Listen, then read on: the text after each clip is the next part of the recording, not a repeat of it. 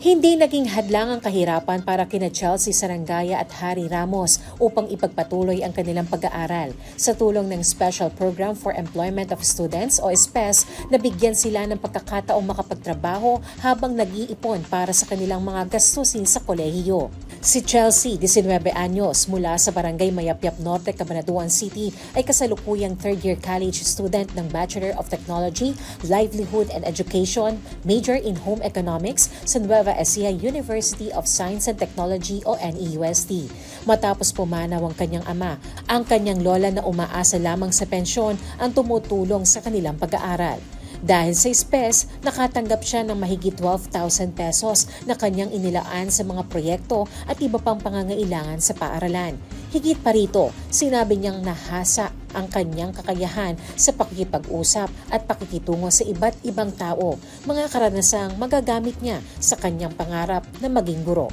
Gov, maraming salamat po for this opportunity, lalo na po isa po akong sa SPES, hindi lamang po to for the learnings, this is for the experiences na hindi ko po makakalimutan habang buhay. Samantala, malaking tulong din ang programa para kay Harry Ramos, 18 anyos na residente naman ng Barangay Umangan, Aliaga.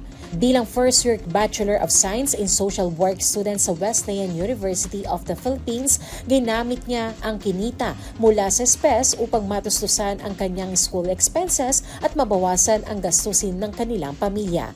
Ayon kay Harry, naging mahalaga rin ang karanasang natamo niya sa opisina dahil mas natutunan niya ang tamang pakikisalamuha sa mga tao at nagkaroon siya ng pagkakataong makasama ang mga social worker na nagsilbing inspirasyon sa kursong kanyang tinataha.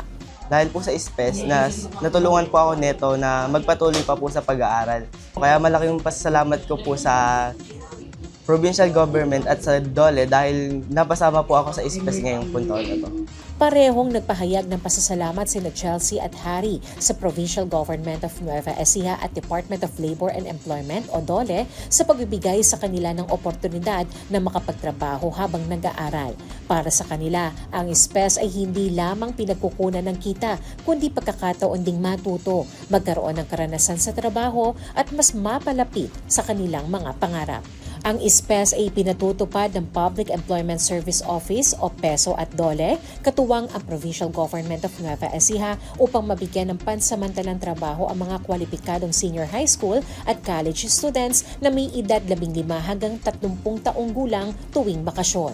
Sa ilalim ng programa, tumatanggap ang mga benepisyaryo ng minimum wage na 600 pesos kada araw sa loob ng 20 araw ng trabaho, kung saan 60% ng sahod ay mula sa Provincial Government of Nueva Ecija at 40% naman ay mula sa DOLE.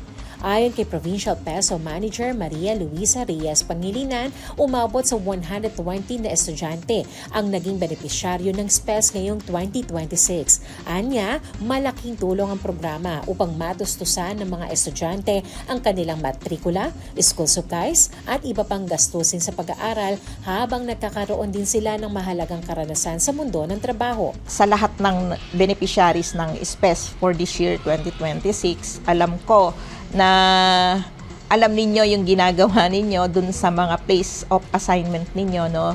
Ipagpatuloy ninyo yung magandang naumpisahan ninyo at naway nakatulong kami ng malaki sa pagpapatuloy ng inyong pag-aaral. Maraming salamat. Patuloy namang hinihikayat ng PESO ang mga kwalipikadong kabataan na samantalahin ng SPES upang maipagpatuloy ang kanilang pag-aaral at mas mapalapit sa kanilang mga pangarap. Kasama sina Elsa Navallo, Jerome Ticya, Shane Tolentino para sa Balitang Unang Sigaw.